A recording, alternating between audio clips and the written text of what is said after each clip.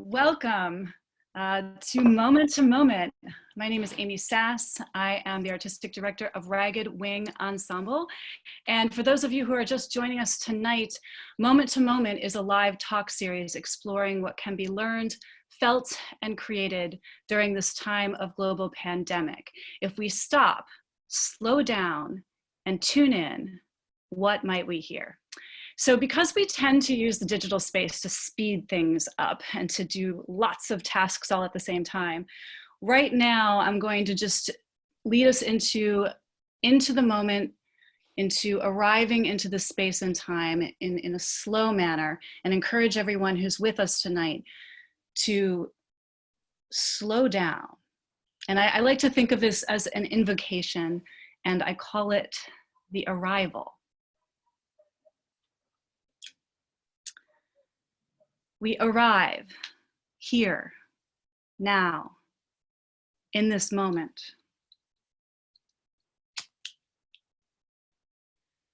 We arrive with awareness, knowing that we are attending from different locations and different time zones. We arrive knowing that no matter where we are, we all sit on Indigenous land.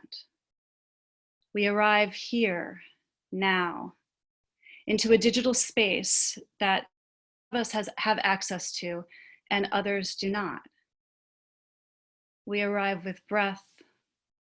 We arrive with body. We arrive with intention. And right now, I've lit this candle to kind of open the space between us.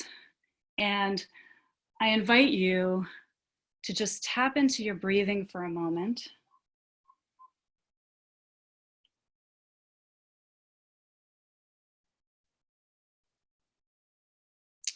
And feel the surface beneath you, whatever it is that your body is on. Maybe it's your feet touching the earth. Maybe it's your body resting on a couch or on a bed. But just notice that surface supporting you, and allow calm to sort of enter into your cells. And a little imagination exercise. So this space here, I've been experimenting for the past 5 weeks, and I tend to notice how it's paradoxically connecting us across time and space, right? So we can connect with people all the way across the country or even globally. And yet at the same time, this screen also compresses and our images are appearing in these little boxes. So to invite a sort of bigger space in, I want you to imagine some kind of vast landscape,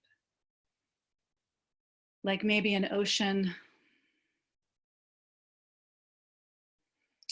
or a desert or some kind of horizon, some kind of vast space. Maybe it's the stars. And take the image that you choose, and with the breath, let it live inside your belly.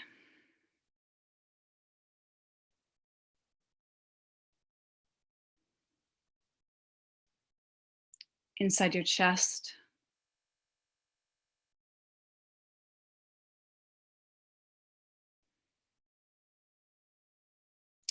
And in your throat,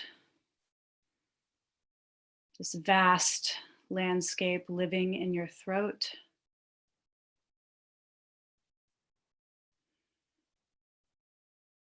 And then inside your skull. So if you imagine your bones expanding and your brain dissolving, and this starscape or oceanscape, whatever it is, blooming inside your skull.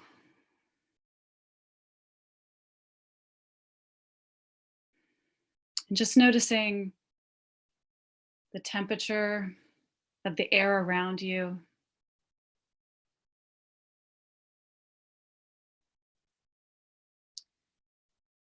And the taste or smell of the air. And allow yourself, give yourself a little bit of movement, of your hands, your shoulders, your neck, your spine, something that sort of just like opens up areas that might have been locked today. Little playful jiggle. And one big final breath. And I really encourage you, as you engage in our program tonight, to take any moment you need to give yourself some care, a little self-massage, get some water, enjoy your time, have a little dance break, whatever it is that's going to help you really be present in this moment. So I'm going to introduce our topic and our guest, who I'm super excited about tonight.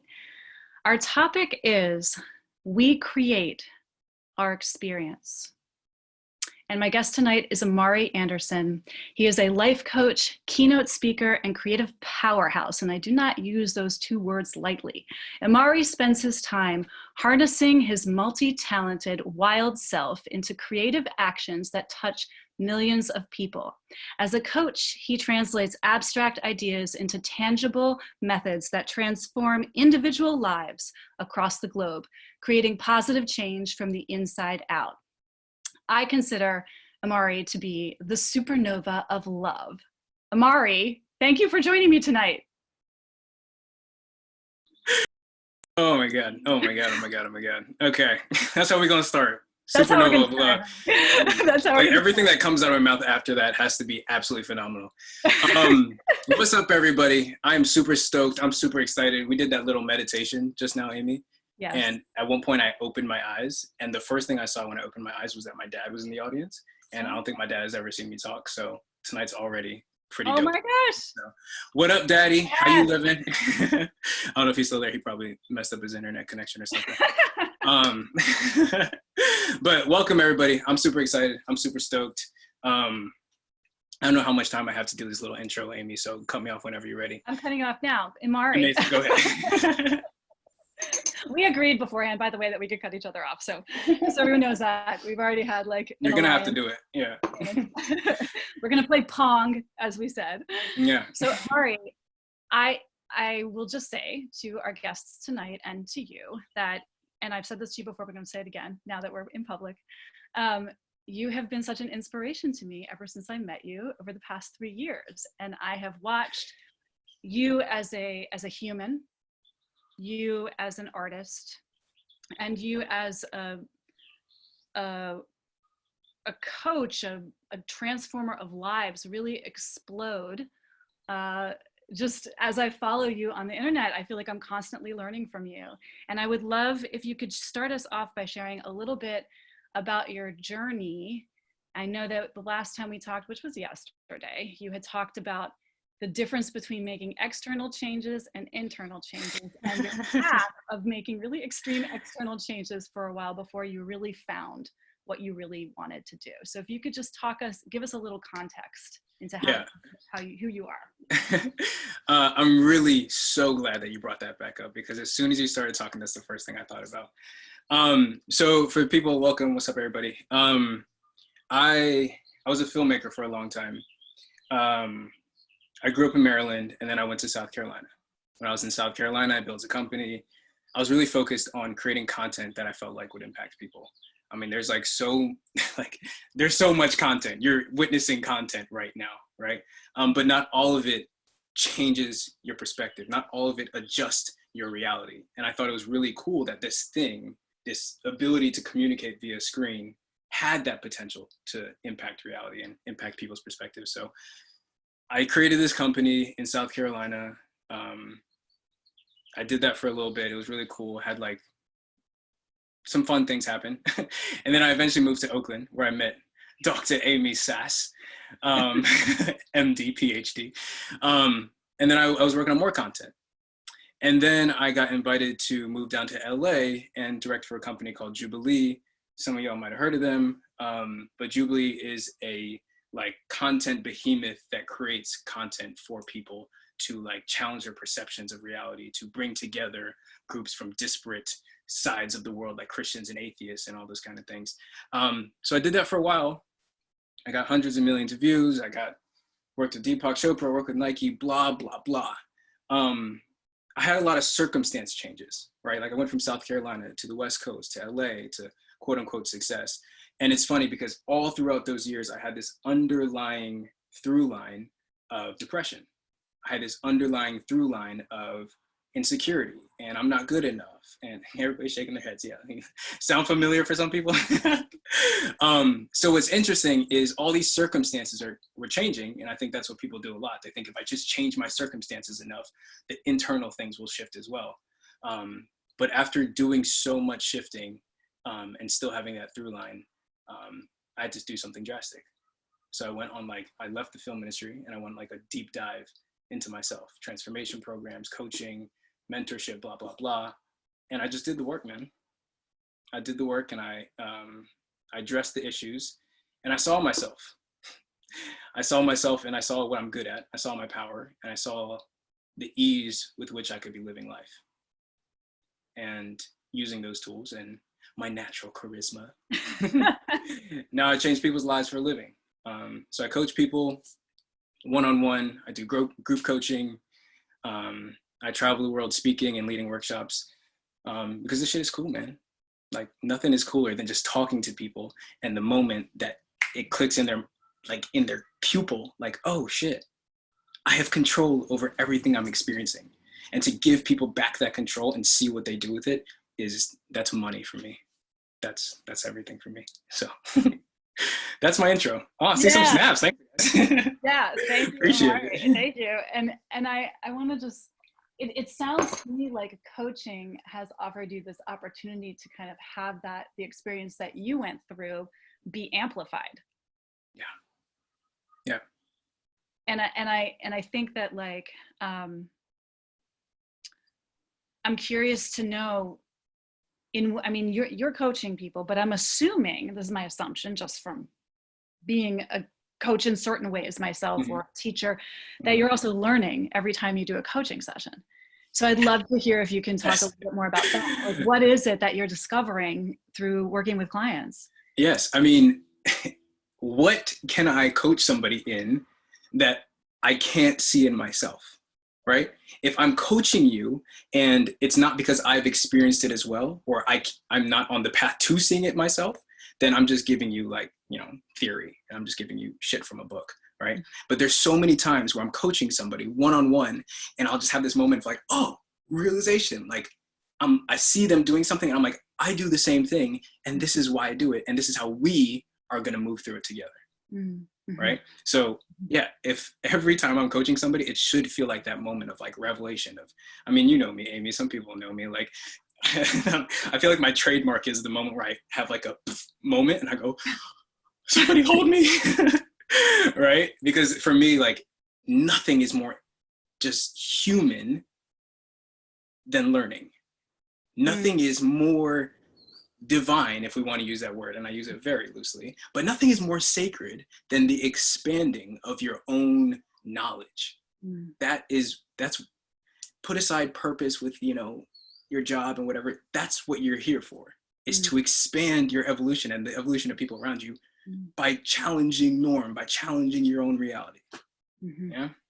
Challenging reality. I mean, I love that. And I just to kind of bring us back to this moment. Yes, please. Right? This moment.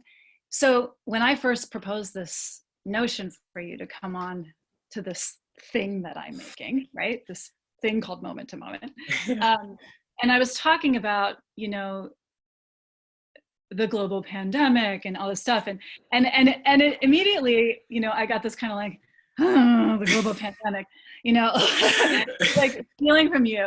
And I remember, there were two things that and we talked a little bit about why this is a transformational moment and why this is not a transformational moment, and that, and the interplay between yes, it is, and no, it's not.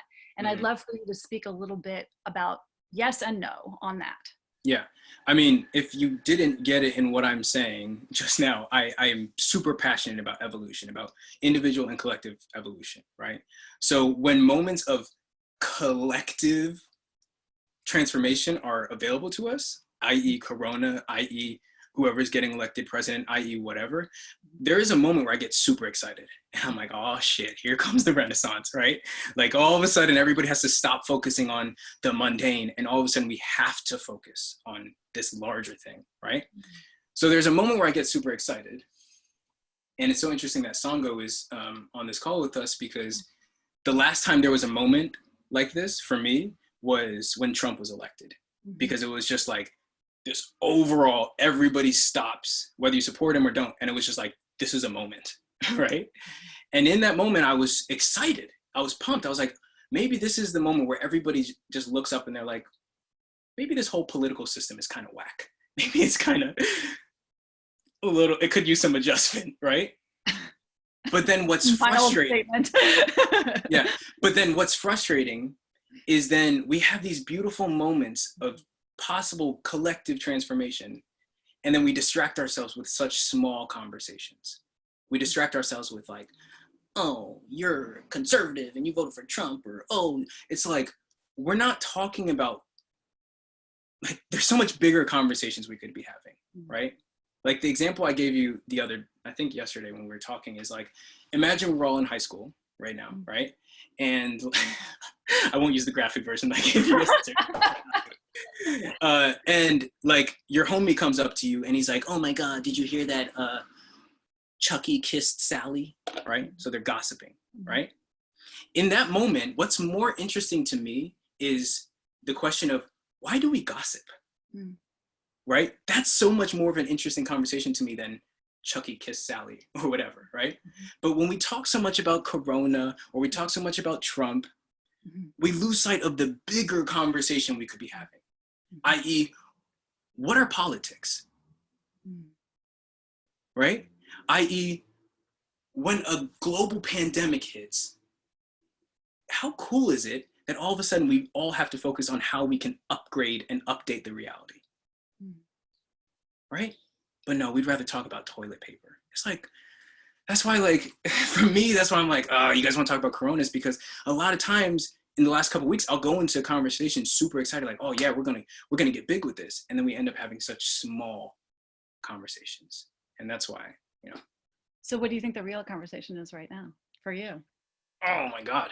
That's the thing, is that there's so many, right? Like me and you can start today, but like, for example, like fear is a massive concept right now.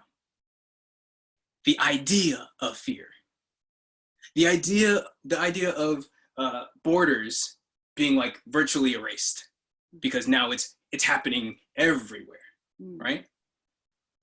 Bigger ideas like economy, and how like, if my fellow human being is not making money, now my business can't make money. So how interconnected we all are. There's so many conversations we could be having, Amy, and yet toilet paper. Right. You know? Thank you. So that's where I'm at. So, I mean, fear,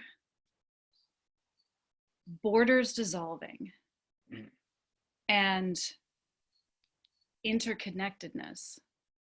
I mean, that's some powerful shit right there. Like, I mean, I will say, just like,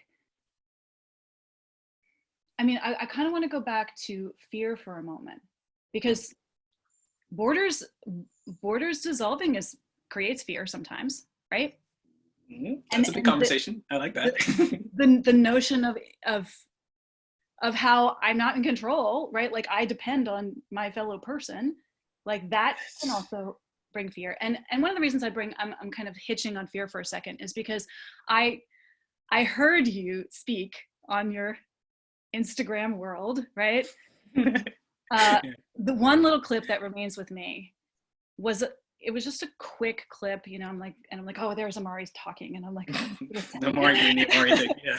And one of the things that you were talking about that I didn't get to hear the whole thing of, but I kind of wanted to hear more, which was something about the neurology of fear. Oh my God, yes. And the neurology of fear and like taking action steps, like some kind of, yeah. So I would love to hear a little bit more about that. And that is why I said yes to being on the show, because you are a genius and you want to go there with me. That's what I love. Okay, so I love neuroscience. I think it's my responsibility, it's my obligation, and it's my deep joy and pleasure to learn about how the brain works, right? Because then I can coach people and help them understand what's happening in here, right? So when you talk about fear, everybody's heard of your fight or flight response, right? Like we all remember science. I'm going to visually show this for everybody. Imagine there's a mind right here, a brain, right?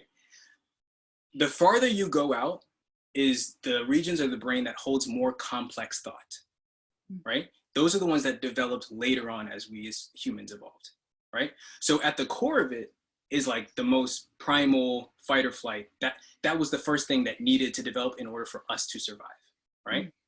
And what's interesting is that when that part is triggered, it shuts down levels 10, 9, 8, 7, 6, 5, 4, 3, 2, and it just goes to 1, right? So by definition, when you are coming from a fear response, you cannot make complex, creative thought patterns and decisions, right? So if right now, let's bring this into this moment, if right now you're like, oh my God, my business is failing, I'm not gonna be able to pay my bills, life is terrible, it's not working, you are literally unable to access the information in your mind that will give you creative solutions to the very problem you are afraid of. Is that landing with everybody?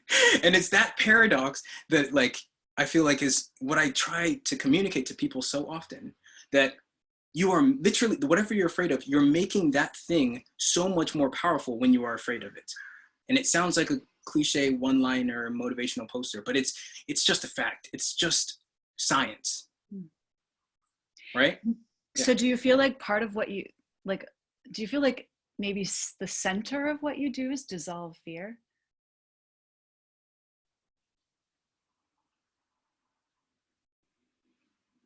It's an interesting way to put it. I hear what you're saying. I wouldn't, because for me, that gives too much power to fear. Mm-hmm. To me, what the core of what I do is dissolving like rigid structures in your mind. Mm-hmm. I.e., I can only make money by doing this. I am going to be unhappy for the rest of my life, right? Like the things that you have decided are reality, when everything is malleable, right? You just have to work with the neuroplasticity in your mind to give you access to those things, right? And that's why it's so interesting. I'm so grateful for this conversation. Thank you, Amy. And that's why it's so interesting what you say at the beginning of the conversation, right? Like when I was changing all of my circumstances, but the through line was still the same, right? It's like, cool, I have reached hundreds of millions, it's a fact. I've reached hundreds of millions of people with my work, right? And yet I still felt like not good enough. And yet I still felt insecure, right? So it doesn't matter what I do if the rigid thing in my mind is the base of everything that's being built off of, right? And so many times we're like, oh, well, you know, if I just get that promotion, if I just, you know, date that one person, all my issues will be gone. No, it won't. It's gonna be right there waiting for you, just in a different form, right? Until you do the inner work. And what is your experience of the inner work? I mean, like you've done it yourself. You do it. It sounds like you do it every day. Ongoing, right? Yeah, it's a process. Right, and then you're in it with others. So you're sort of doing it in partnership with people. And what do you think? Do you see? I mean, this is my assumption. Correct me if I'm wrong, but I'm assuming you see some patterns emerging, right, with that journey of the inner work. Could you speak to any of that? Yeah. If I'm understanding your question correctly, it's like, are there any like ongoing narratives that kind of... Yeah, ongoing narratives. Got it. I mean, you saw when people were nodding their head when I was talking earlier, I'm not good enough, right? Which is traced back to tons of stuff from like childhood, right? Or I have to be a certain way, right? I go, Amari, you don't understand. I just got to do X, or I just got to do Y, I just got to do Z, right? It's like, okay, cool. if I applied that thinking to being a filmmaker, I don't know if we'd be having this conversation right now, right? As soon as you get, I mean, so many Buddhist teachings talk about it, attachment, right? When you have attachment to a thing or to an idea, that is now the ground you're walking on, right? And meanwhile, people are walking on the ground like, oh, I don't like all these plants. Change your ground, right? Does that make sense? I talk in a lot of metaphors, everybody, so we just gonna have to move with that. But yeah, as far as like recurring narratives, I'm not good enough. I don't know who I am, right? As in like, I feel a sense of unfulfillment. I feel a sense of I'm living at 50% of my potential. I think that's like a massively prolific one, right? Is because like so many of us have that feeling of like, it's not about the doing more, but I could just be being more. I could be more of myself, and yet I am not. Mm-hmm. I think that's something that's at the core, right? Mm-hmm. There's a gap between who I am just purely authentically and who I show up to in my relationship, who I show up as in my job, blah, blah, blah, blah, blah. Do you find that people keep themselves small? Yes, definitely. Obviously. I did, right? Great. And so I want to tell you something before I turn this over to our group. Okay. Okay. Is this the secret thing that you're? I mean, it's not really a secret, but it's the thing that I wanted to tell you, which is, okay. So when I invited you to come onto the show, one of the things that I had mentioned to you was I had been wanting to do this show, or whatever. I started doing the show maybe like came up with the idea the week after the shelter in place came about, and the show began, and I knew I wanted to do this show, and I didn't know why, because all of the things around doing this make me extremely nervous. We're not in an actual room, I'm on a screen, the technology around it, like it's not really my medium, all kinds of things, right? Mm-hmm. And every week I was like, oh my gosh, this is like so much work, and it's so stressful, and like, what, you know, and then I'd get really excited again, and I'd want to do it, and I'd want to do it, and I want to do it. And just this past week, I had a revelation. Oh, so self-coaching. I love it. Let's do it. So the revelation that I wanted to share with you that I realized is that so I had mentioned that I have in a really particular life-changing time that is not complete yet. I'm kind of in the transformation period, right? Mm-hmm. And it's been challenging and really difficult for about a year plus. Mm-hmm. And all of a sudden, I started inviting these people onto this public platform with me. And I realized this past weekend that what I was doing was calling in my council. Is this a council induction ceremony all of a sudden? I'm so excited. like that I was calling in my teachers. And I realized that every time I had a guest on the show, I then spent the next week processing the stuff that they talked about. And like doing this healing and whatever it is that they discussed, I then like took it away, and I was like, oh my gosh. And I like had this whole week of healing in relation to whatever it is they said. And the revelation came this past weekend, and then I thought, oh, I have like transformation guru Imari this week. Like, what's gonna come up? So I just wanted you to know that like this space suddenly has become a really potent space. I mean, this is the fifth week? The fifth week of doing it. The fifth time I've appeared in this space. Yeah. I'm with you. And it took me 5 weeks before it became conscious that this is the potent space through which I'm going to like make my own transformation, and others will make transformation too. But this is the space that I'm making my own transformation. So I just wanted to let you know that, because part of my council. Well, I'll be calling you. Can I say something? Or you got? Because I'm bursting with a thought.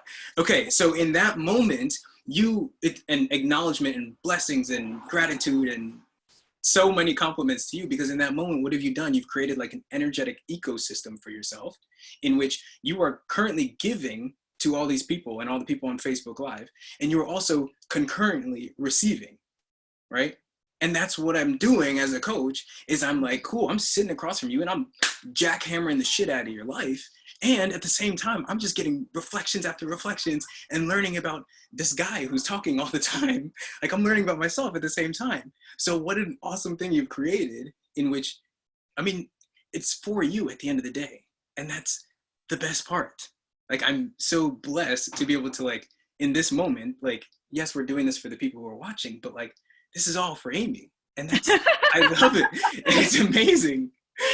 It's fantastic. Well, the interesting thing about that is I've realized that one of my big issues is having trouble centering myself. And that's one thing that I just want to bring up before I introduce, before I like open the space to the rest of our community who's on with us tonight, because I'm curious to know to what degree that story has emerged for others and what people are resonating with at this moment. So I'd love to open this up to the full group and have everyone, whoever wants to jump in there, please don't be shy. You can riff off of stuff. You can ask a question, you can have a comment, you can riff, you can share ideas, whatever it is you want to do. Let's open up for that. And everyone's open to unmute themselves now. I know that Sango had a few questions that were already in our Facebook Live. I don't know if you want to voice those to start us off, Sango. Sure, I can do that. So we have a couple comments from Simone Bloch. She says, our healthcare system doesn't work because the profit is a focus. Everyone is interconnected if the poorest are not taken care of. No one is really taken care of. Safety is only a constant effort, not a reality. Our society today has come to a point where we can see that it is not sustainable. And she also said, I love that image of attachment as the ground you're walking on. It opens possibilities instead of guilt. Yes. Oh my God. Yes. Yes. That last line. All of it. All of that last line. Yes. Possibilities instead of guilt. I love it. Yeah. We also have another question from Katerina Countess. She asks, I'm curious about who are the neuroscientists he likes. He is in Imari, right? Yeah, I want to show you guys something. Oh, shit. Breaking everything. This is a book that I just finished. It is called The Practical Neuroscience of Buddha's Brain. It is so good. It is just money. But basically, it's Rick Hansen, PhD. He's a neuroscientist and also like a meditation teacher, which I think is just like, oh, what better combination can you get, right? What I like about this book is that it takes concepts like peace, love, and wisdom, understands them from a neurological perspective in like a grounded, understandable way. So that for me, and I think, Sango, Amy, you probably can attest to this, I really don't like one-liners. I don't like motivational posters. I don't like cliches. I like if we're going to say like, yeah, we're all in this together, let's understand like how are we actually all in this together?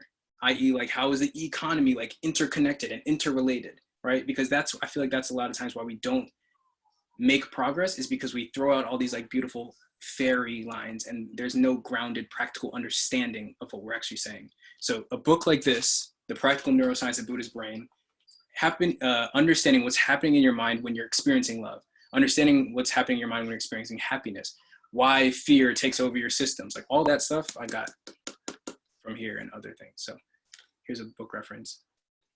Rick Hansen, and you better give me some kind of commission for shouting his book out.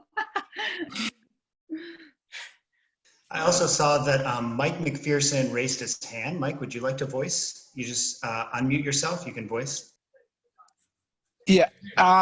Hi, Imari. This is Uncle Mike from Maryland. Yo, what's up, man?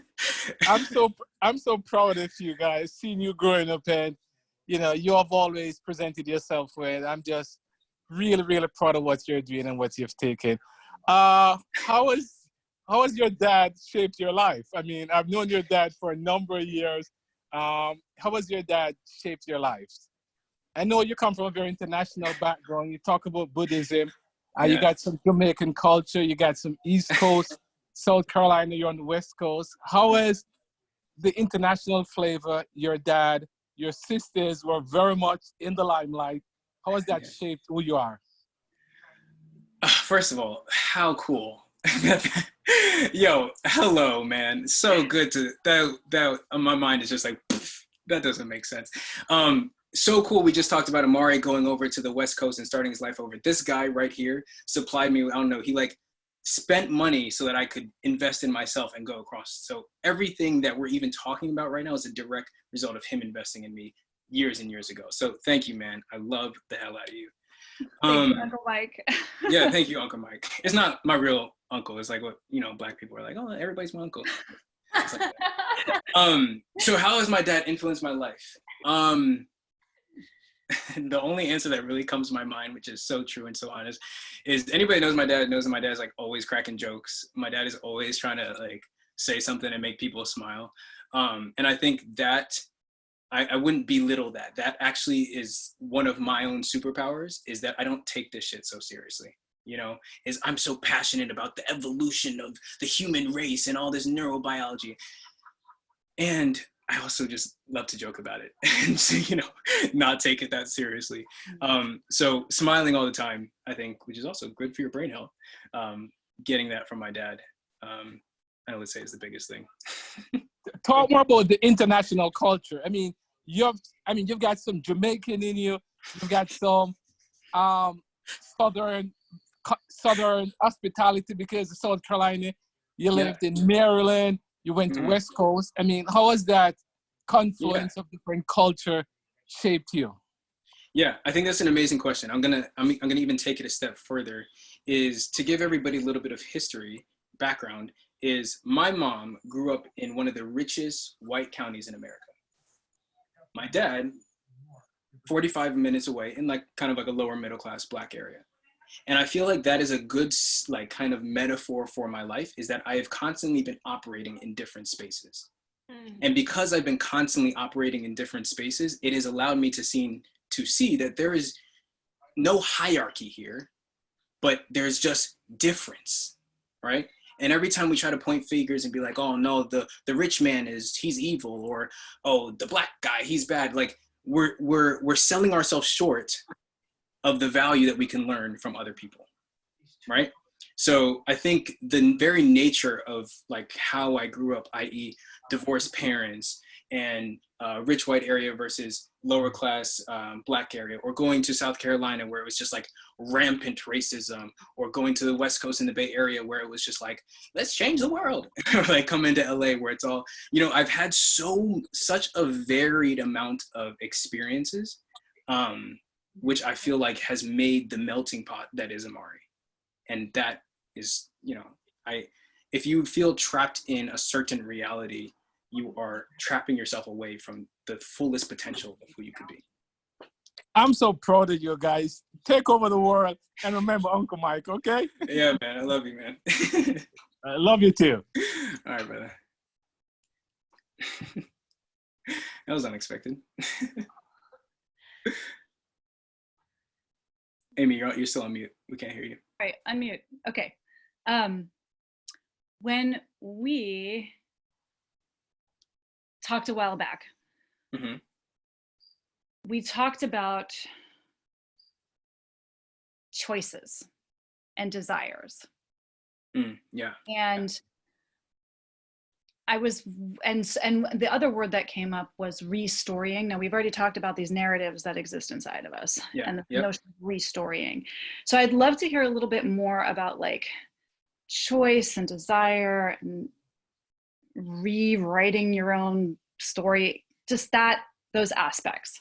Yeah, I love that, because for me, what that brings up is, what is power, right? When we say somebody is powerful or money is power, if you actually break it down and you actually look at it, all power is just choice, right? That's all power is. And we feel like, oh, if you have a lot of money, then you can make choices and it's more convenient and blah, blah. And if you don't have money, then you're limited to one or two choices, right? All the work that I do is reminding people you actually have so much choice in every single given moment. Every single moment, right? Like, I forget, I won't try and remember, but there was like a conversation I was having earlier today where I was like, oh, A or B, right? And I was having a conversation with one of my coaches. I was having a conversation between A and B. And all of a sudden, this very clear C option popped up, right? Never mind D, E, F, G, H, I, J, like never mind all of those, right? But anytime anyone comes to me and they're like, oh, Mari, I'm stressed out because I have to either do this or do that, and I don't want to do either option, that's a fallacy. That's a lie. It's you simply have not released your attachment to certain ways certain things can look, and you are therefore not being creative in what you can create to get the results that you want, you know? So let's talk a little bit more about creativity. Okay, please. Yeah, and I mean, you're a filmmaker. One of the first films I ever saw, I mean, I was not with Jubilee. It was like on your website, the early website from a while back. No, I'll just describe it. So you and I had been working together. I was your acting coach, yes. In a play that Songo wrote, by the way. Here, Songo wrote this play. Imari was in the play. Mm-hmm. I was an acting coach, and then I was like, so what other stuff do you do? And you gave me your website, and I just remember a very, very potent image, which was these dancers, and you were filming them, and they were dumping paint on themselves, or people were paint all over each other. Like, oh my God, yeah. Beautiful dancers, and like they just this giant like pail of green paint would like come, you know, like all over their bodies. And so I was like, this is a guy that's not afraid to like, you know, throw materials around, liquids anyway. Yeah. So I'm curious to know, you know, how creativity plays into this for you, and also just that notion, you know, what I was reading about you, the way you describe yourself about taking abstract ideas and using tangible methods. And I know, you know, there's a lot of things related to movement and dance, which I'm particularly interested in, physical theater person. So yeah, I'd love for you to speak about those things. Yeah. Okay. So what is a creative person or an artist besides somebody who can just see multiple possibilities for what can happen, right? Every time you say like, oh, somebody's like super creative, it's just somebody who's like, oh, what if we did this? What if we did that? I was literally thinking about that this morning. I was like, one of the most powerful ways to start a question is what if, right? Because all of a sudden we're starting to see what if there's different realities that we can create, right? You're like stuck, you're in a meeting, Amy's writing a script with like 10 other people, and everybody's like, oh, we don't know what to do next. The breakthrough moment is the person who goes, well, what if ... right? A creative person is somebody who sees something that isn't currently here that can be here, right? That's the same thing when I'm coaching people, right? Is I'm simply offering them, I'm being an artist when I'm coaching somebody. I'm like, well, what if you weren't a piece of shit, right? Like for me, my narrative growing up, I'm a piece of shit. And I refused to challenge it. No matter what I did, I was like, that's our bottom line, right? And then a very powerful question comes in, well, what if you're not a piece of shit? And it's like, whoa, wait, what? Because if I'm not, then that means I'm now have so much access to so many other different realities and so many other different feelings, right? Like all I do is allow people to become an artist of their life. That's beautiful. Yeah. I love the snaps. Thank you, Jacob. Appreciate it. Does that answer your question? I go on riffs and rants sometimes. Yes. Okay. Are there things, just before I prompt you again, just wanted to make sure we're leaving a little space for whatever is existing in chats and stuff like that. Let's look at the chat. Is there anything there, Sango and Joshua? We have another comment from Simone. Great, please do. It says, that's well said, constantly operated in different spaces. I am also a fruit of a melting pot beyond ethnicities and social contexts, Hell and yeah. my own life brought me to be constantly in between. The issue Mhm. to me is to feel this variety as a creative ground instead of a heavy, unstable background, or maybe both. It's, I just want to drop into that real quick. Like, that moment of having that melting pot, what was her name? Simone. Simone, like the melting pot of everything that she is, one of the dopest things about it is because there's so much going on, she doesn't then have to identify with only one thing, right? And so much of what screws people over is when they've identified with a narrative, right? Like, I'm a Black guy, right? And a lot of times I was fed a narrative of like, bro, we do this, we don't do that, right? It's like, okay, cool. Now my possibilities are in a box. But because I'm a melting pot, and therefore like it's too much going on for me to even identify, well, I'm this or I'm that. It's just like, now I can just be. Now I can just do without attachment to like, it never has to be a heavy thing that you're carrying around. It's like once it becomes a melting pot, now you can just take the backpack off and just be yourself. So thank you, Simone. Love that you add that in. That's money. Thank you, Sango. So about I think Jacob dance. was, huh? What was that? I think Jacob was saying something. Oh, Jake.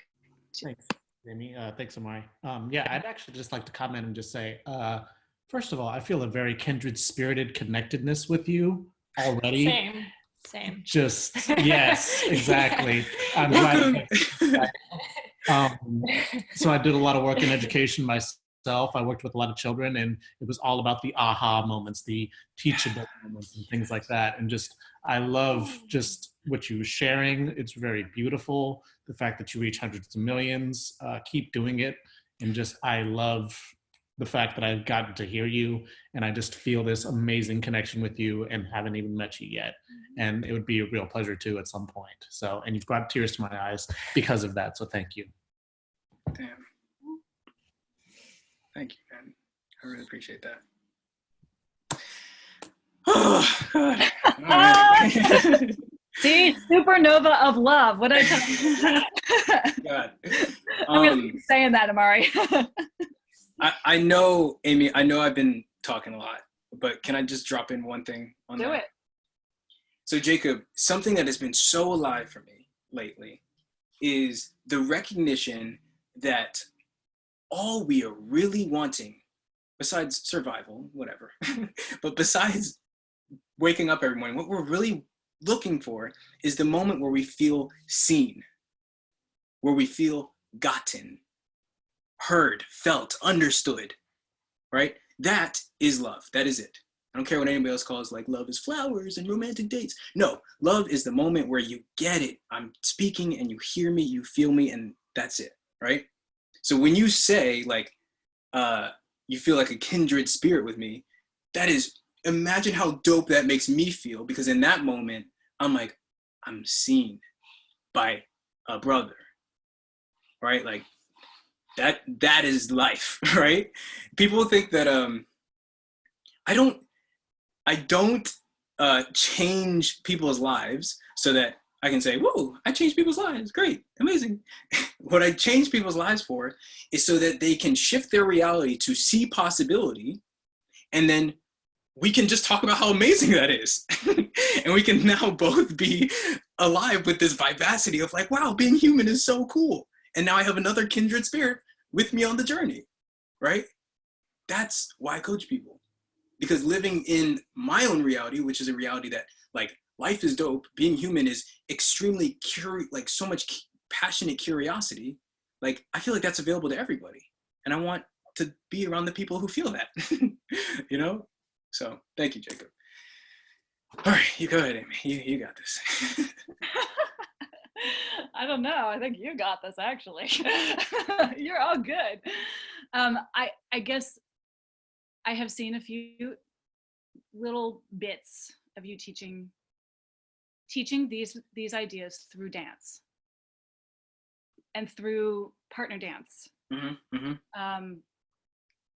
necessarily classic partner dance, and not doing like, you know, tango or anything, but like contact dance, or just, you know, dance forms that allow people to practice partnership. So I'm curious if you could speak just a tiny bit about that, since it's such a physical way of experiencing these things.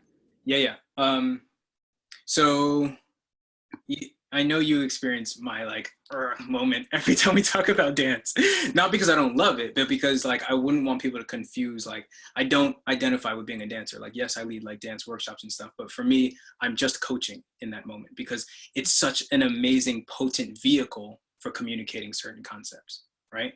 So the main mode or genre of dance that I do is contact improv, which I actually learned up in the Bay Area. But contact improv being, I mean, I don't know if anybody's familiar, but it's like this. You're dancing with somebody, and all you have to do is just maintain contact. There is no right, there's no wrong, there's no like steps to memorize. It's simply like we're staying in contact, and we're in that moment kindred spirits moving together, right? And there's no choreography, right? How cool is it that I lead dance workshops where I'm not teaching anybody choreography? It's like, well, then what is he doing? He's reminding you that it is just a metaphor for life. There is no right. There are no steps that you need to hit. There's no, oh, did I do this right? Did I do my nay wrong? Like, fuck that. It is simply respond in every moment to the stimuli and to yourself and to what you want to express with your body, right? And I feel like contact improv is just like this magical thing that landed in my lap as a means of communicating that. Yeah. So, yeah. And, you know, I talk about like neurobiology and neuroscience, and like, it can get very heady sometimes. And I wouldn't want to lose what we can do by losing people who don't want to be heady. So like, to be able to take the coaching into an experiential, embodied, out of your head, that, you know, it just gives us another weapon in the tool belt, right? So that afterwards we can talk and be like, oh, what was it like to dance for 45 minutes? And there was no right, there was no wrong. You couldn't like impress anybody else. You just had to move your body. What was it like to be yourself for 45 minutes, right? And then all of a sudden like, oh my God, I felt so free. Oh my God, I felt so connected. Oh my God, I felt like, you know, that's what we're doing it for. Thank you. I want to have a dance party soon. Oh my God, hold on, Norse. I just saw somebody in the chat. What's up, Nora? What's up, Ruben? Hey guys, thank you for coming. All right, go ahead. No, I think that's beautiful. I think that, well, the one thing it makes me think of is just that like you were saying, the things you can say the words, and then you can think the thoughts, but can you allow your cells to feel those things? Can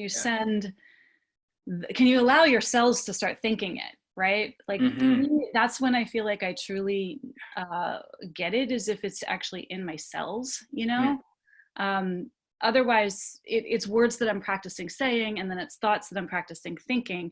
But if I can actually put it into my body in some way, and my body isn't having like you were talking about, the fight or flight, you know, gripping that it does sometimes, or the heart racing, whatever, the anxiety sensations, right? And I'm practicing new sensations, then that's what I feel like is like changing the habit or it's something. In the body. Yeah. It's in the it's a whole nother layer of, it's a different part of your brain, to be honest, that's being activated, right? So when you can populate so many different areas of your brain with the same information, your brain is going to ingest the information, like, okay, cool, I accept this now. Input received, right? So to give an example to everybody, I led this dance workshop a couple months ago through, you know, space, the whole movement thing. And in the warm-up, I like led people through this meditation, and the idea was of royalty. What is it like to live life as if you are a king, right? And it's very different than saying, yes, queen, yes, I see you, girl. It's like, what is it actually like? How would your footsteps touch the earth if you truly believed and you knew you were a queen or a king, right? So I led them through this meditation, and then they had their eyes closed, and I said, okay, stand up as a king. walk through this space, make eye contact with people as a king, not as in like a show off. It's like, it's just a fact. The king knows he's a king. He doesn't have to prove it to you. You didn't walking around like, you know, with a certificate. It's like, this is who I am. Let's get to work, right? And to put it into the body through dance, through movement, you know, people having amazing experiences. So yeah. We have a question from Katarina. Cool. How is what you do related to art therapy?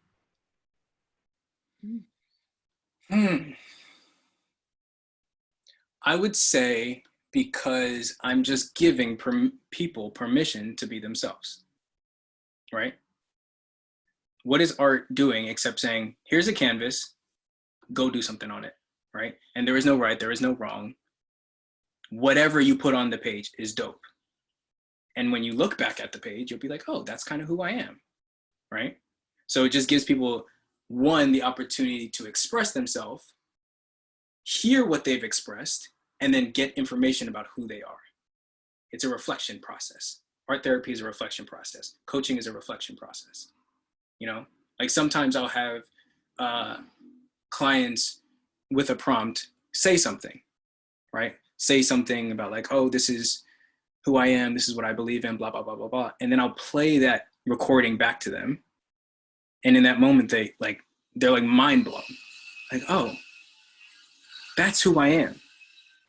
Oh, that's how I've been showing up, right? Art therapy is a reflection process, reflection and expression process. The way I do coaching is also a reflection and expression process. Gracias for the question.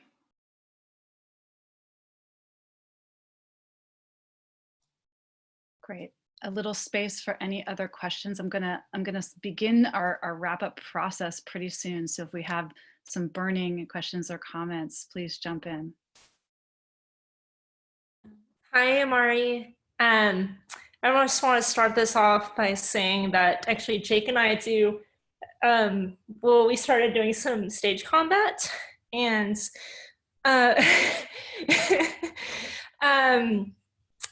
yeah, sometimes when we're doing our warm-ups, like we do kind of a bit of that like improv contact dance. I find that I have a bit, I struggle a little bit with like just kind of free flowing because I actually come from a very classical background, like both in dance and music. So my mind is very regimented. How do I break out of that? Yeah, amazing. And what you're experiencing in that moment completely makes sense. So any like shame or guilt or like, why am I doing, like, it completely makes sense, right? One of my favorite people to contact improv with, she's this girl from Belarus, and she grew up like the whole like, point your toes like this and do, you know, like she does that. And now she's also my favorite person to do contact improv with, right? Because it is about two things. It's about feeling like you have permission from whoever you're dancing with to just be yourself, to quote unquote fuck up when there's no such thing as fucking up, right? So feeling the permission from your partner and also giving yourself permission, untraining yourself out of the idea, which has been implanted there, that I can get this wrong or I can miss a step, right? One of my favorite things about contact improv, and I actually did this earlier by myself, but is like the moment where like you fall and then you turn the fall into a dance move. And all of a sudden everybody watching is like, oh my God, this guy is amazing. It's like, actually, no, I just tripped over myself, but you guys liked it, right? So practice fucking up. Practice like, oh, accidentally slap my partner in the face, but now they're moving with it. And now it's a dance, right? So I would say, first you have to give yourself permission to fuck up, and then go fuck up a lot. Make it happen. And then when you do it, laugh. Instead of like, oh damn, be like, oh damn, that was crazy. That was awesome. That's what I would say. Okay, thank you. Yeah, and then secondly, if you said you are familiar with contact improv dancing, right? Somewhat, yeah. Okay. I mean, yeah, we haven't called it specifically that, but it was basically. Yeah, it's just a fancy name. It's like whatever. One thing I help people with when I'm doing that is we need to get out of our heads, right? Like when you're in your head, you're not here. in the moment, Amy.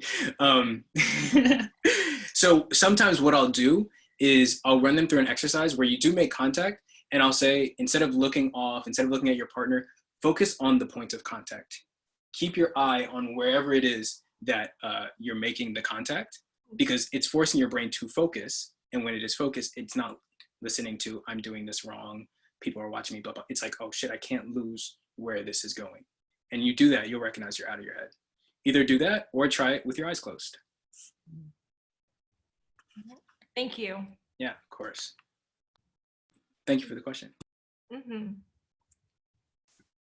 Other burning comments, questions? Oh, my dad is back. What's up, Daddy?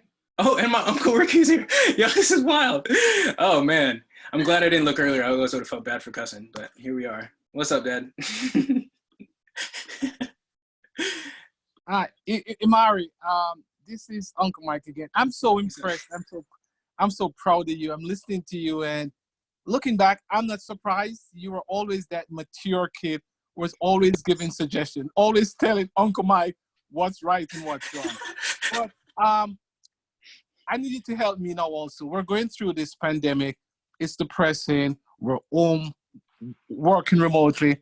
What advice, what suggestion, what guidance, maybe what classes can you provide to us? We're hurting for assistance. We're hurting for help within our inner self. You know, we're looking at the TV. We're hurting all these sorrows. Yeah. How can you help us? How can you help me? How can you help society? We need that type of guidance, looking into ourselves, thinking positive. Yeah. You talk about art therapy. What suggestions, advice, and maybe what video can you put together? Maybe Uncle Mike can help you do it. But no, I'm serious. But to help. I mean, we're asking for assistance. We're asking for therapy. Yeah. Yeah, man. I hear that question loud and clear. Thank you. So I don't know how long you've been on the call, but if you remember earlier, when your fear, fight or flight response is activated, you lose access to the part of your mind that gives you alternate options, right?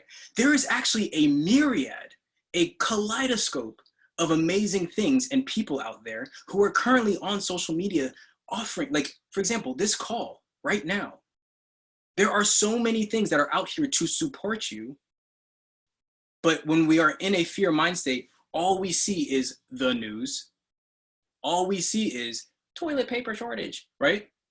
So if you are feeling fear, become more aware of what are you tuned into?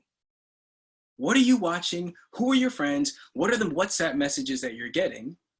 Because just as many WhatsApp messages that are getting sent to you with fear, there are also a ton of groups that are like, yo, here are like verifiable resources that are here to support you, right? And yo, Uncle Mike, you have this cool ass nephew named Imari who's a professional life coach. So if you really need support, give him a call, right?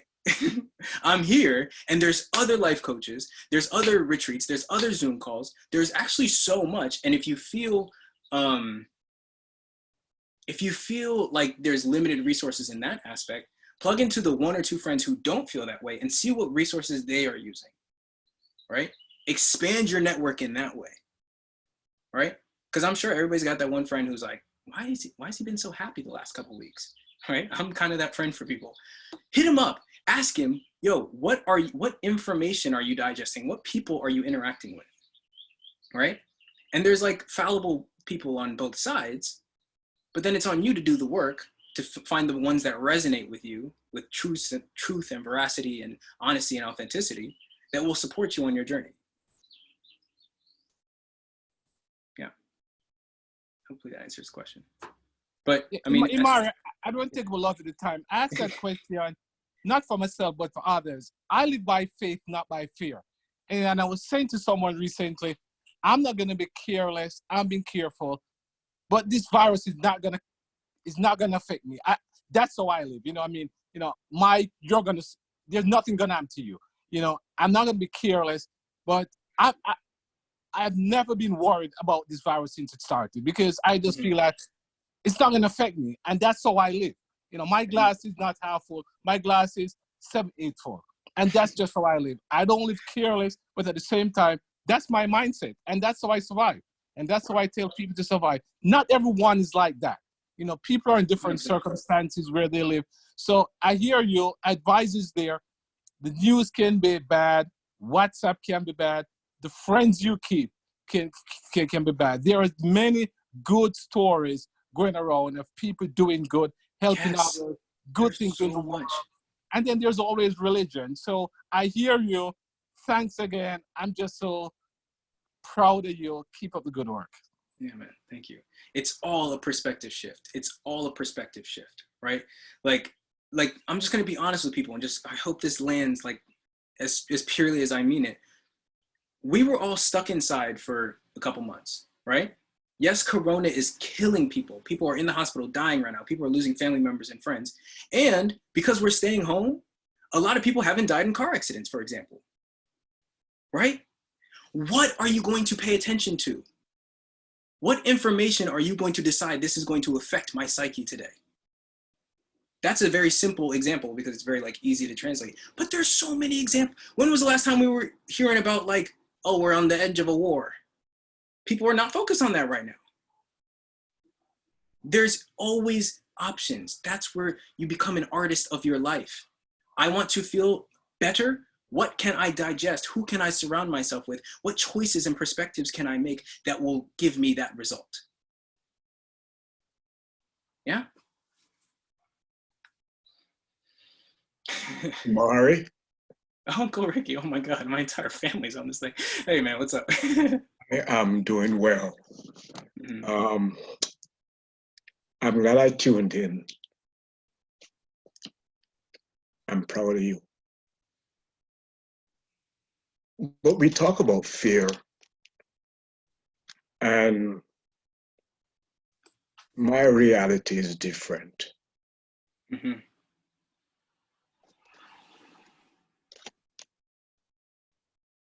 For the first time, I fear going to work. Every day, I'm taking care of COVID-19 patients.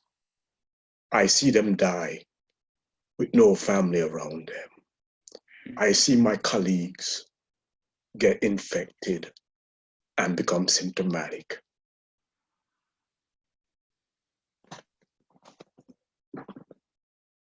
My first day to work to care for these patients, when I got to work, I sat outside in the parking lot and I asked myself the question, should I go in? Should I put my life on the line to care for these patients? This is not like HIV. This is not like TB. This is a disease that is highly transmissible, for which we have no treatment. Regardless of what you might hear on the news, everything is experimentation. There is no treatment. And some people are getting better who might have gotten better without the experimental treatment. Okay, we don't have those information. How do you get over that fear of, there is a certain call to duty. I'm a doctor, so that's what I do. I take care of patients. But in the process, you are putting yourself in harm's way. And you know that if you were to become infected, potentially you could die.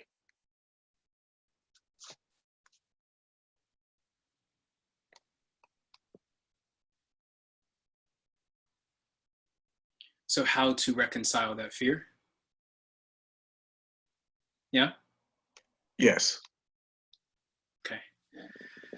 Oh man, I love this. This is amazing. So Uncle Ricky, I would never want you or any other doctor to go into work from a space of obligation, from a space of I have to do this. right? And any job. I don't want anybody going into work feeling this idea of I have no other choice but to do this.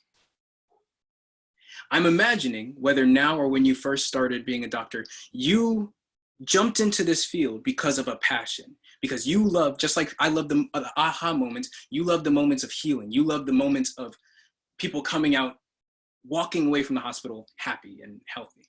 I'm imagining, right? So in the moment, just like you made the choice to go to med school, every day should be a conscious choice. I'm going to work because X, Y, and Z. And for me, in the way that I live my life, as long as my choices are in alignment with myself and in authenticity with myself, I know it's like, I know this might sound callous or whatever, but I am truly at peace with the results of my choices, even if that means death. Because at the very least, my life was then a reflection of my conscious, aligned, authentic choices. So if you're going into work, Uncle Ricky, and you feel like you have to do this, and how terrible would it be to lose you in the family because of a choice that you felt like you had to make, I'm not down with that. But I am at peace that at least as long as you're going to work because, yeah, it makes him feel alive and he's passionate. Like, at the end of the day, every time we leave our houses, we're putting ourselves in danger. Is that, are you hearing what I'm trying to land with you? Like, I get it. It's a very scary time right now for some people, and a very real time, like for people like yourself who are putting yourself on the front line. But the worst thing you can experience, in my opinion, is not death. It's living a life where you're not living in alignment with your choices. I want you to feel fully, truly empowered. If you're like, I want to stay alive and healthy for your sons, your everybody in the family, and as a result, I'm leaving this job, I'm down with that. That's cool. And when you come from that place of empowered decisions, the rest of the game changes dramatically. Thank you. Yeah.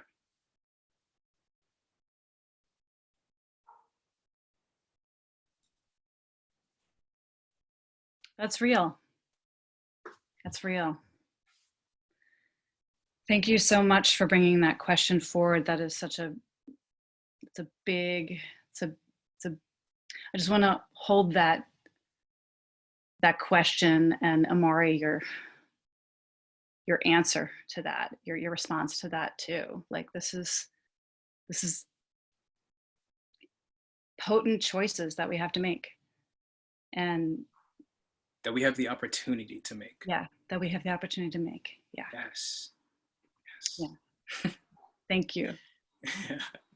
Thank you for the correction. I love it. Love it. Yeah. Yeah. Isn't this great? This is amazing. Thank you, everybody. This is fantastic. What a joyous time to be alive.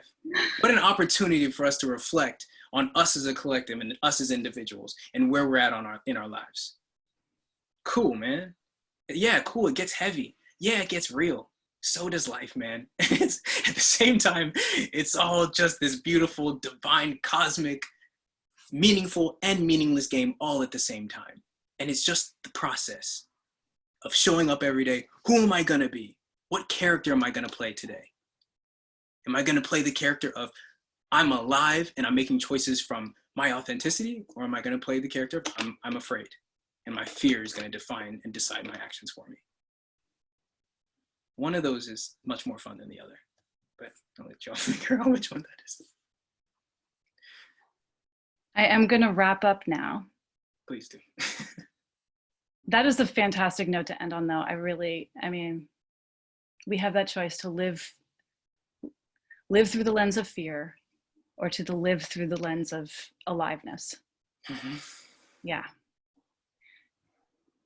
And I think that dance, that negotiation is where the juice is. It's where the work is. And it can be athletic, my Lord. Like, look at these muscles. Is anyone looking at the muscles here? I like that. So what I like to do at the end of these sessions is I'm going to, Ragged Wing Ensemble that's producing this event tonight is a theater and art organization.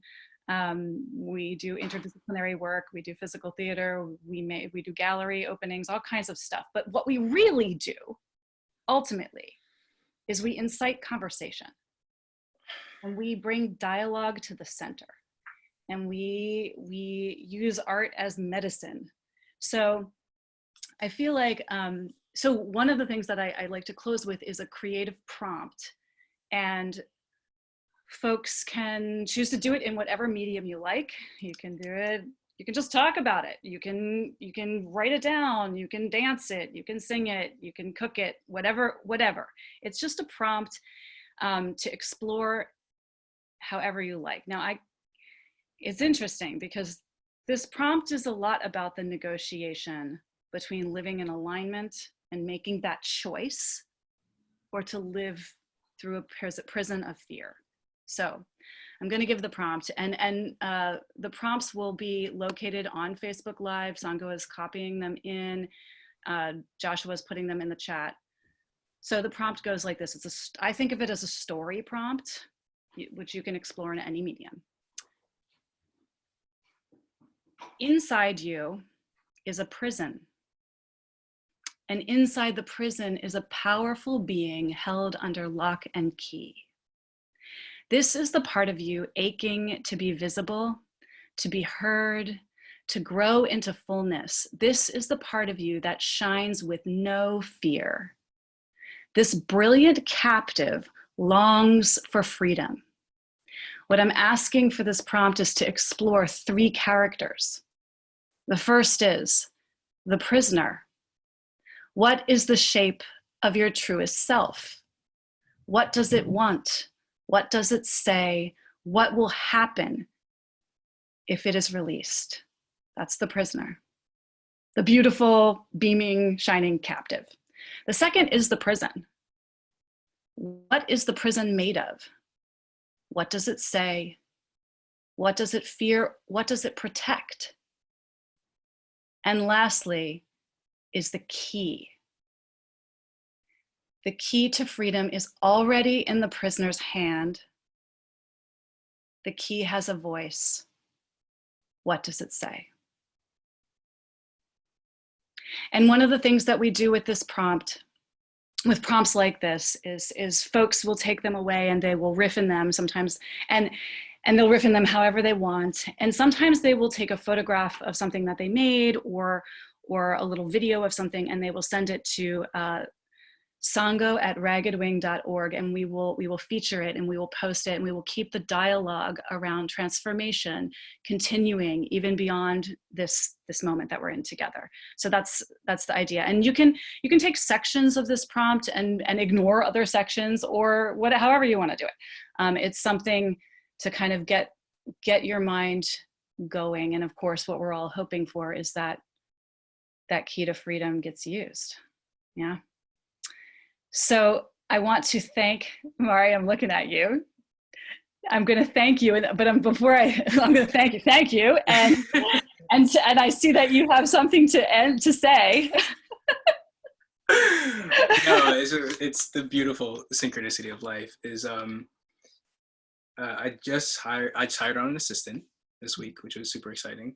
And I was like asking him, I was like, hey man, like, cause he's been a previous client of mine. And I was like, hey man, like how would you say what I do? Right? Cause I experience it, I do it all the time, but I'm like, how would you in one sentence say what I do? And he was like, dude, you make keys for mental prisons. And so he just said that. When did that happen? That was like less than a week ago. And when he said that, I was like, yeah, that's exactly. So Wow. I just thought that was really cool. Well, I just came up with that prompt early this morning, and I was like, I hope Imari likes this. Like, Yeah, no, I love it too much. I love it too much. good, Yeah. good. We Yeah. mind melded. I'm glad. Resonance. So thank you so much, Imari, for coming into this public space with me, and I hope we get to do it again at some point. Let's do it in person next time. I would love that. Yeah. We are going to give you, those of you who are attending, we're going to give you one link. And the link that we're putting in the chat and on Facebook Live will give you all the information that you need to connect with Imari. You will get his Instagram handle, you will get his website, and you will get his Venmo to give him, we're calling this the featured guest tip jar, which we are instituting as of tonight. And please do, because, you know, Imari is just kind of doing this pro bono right now, and being here and offering himself on this format. And I'd love to see, I would love to see support, financial support, go in his direction. I also want to plug Theater Bay Area is hosting a series of webinars called The Changing Face of Theater, Creating During COVID, which is aimed at helping theater makers stay active during this period of isolation. The webinars are free and that information is in there. And we want to plug the Performing Arts Worker Relief Fund, which is active and on the Theater Bay Area website, which will all be in this link if you follow it. And lastly, but also importantly, our company, Ragged Wing Ensemble, can really use support right now. We're in a really interesting and exciting transition period. And we want to keep programs like this accessible to folks and keep the conversation alive, and continue transformation as a community together. So please consider to give us a donation. We would love support. I will tell you, for those of you who like facts, that doing one episode of Moment to Moment takes about 30+ hours of staff time. So that's a really useful thing to just kind of think about. And I like to reveal that information because, you know, it's easy to sort of be like, oh yeah, this thing happened, but like we forget all the like important labor that folks are doing around it. So consider a donation. And next Thursday at 5 o'clock Pacific time, we have another topic with a guest feature who is here tonight. Jake, I see you're smiling because you're my next guest. Jake Fong will be my next guest. Our topic is excavating family.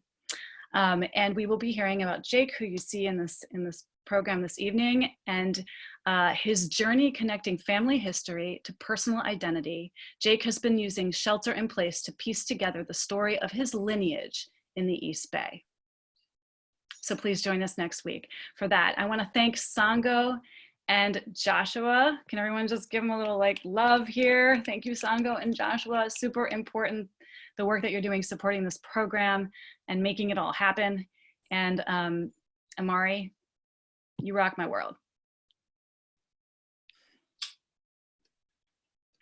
May each of you be well and healthy. And I hope to see you next week on Moment to Moment. Thank you all so much. I appreciate y'all so much love. Thank you. Thank you.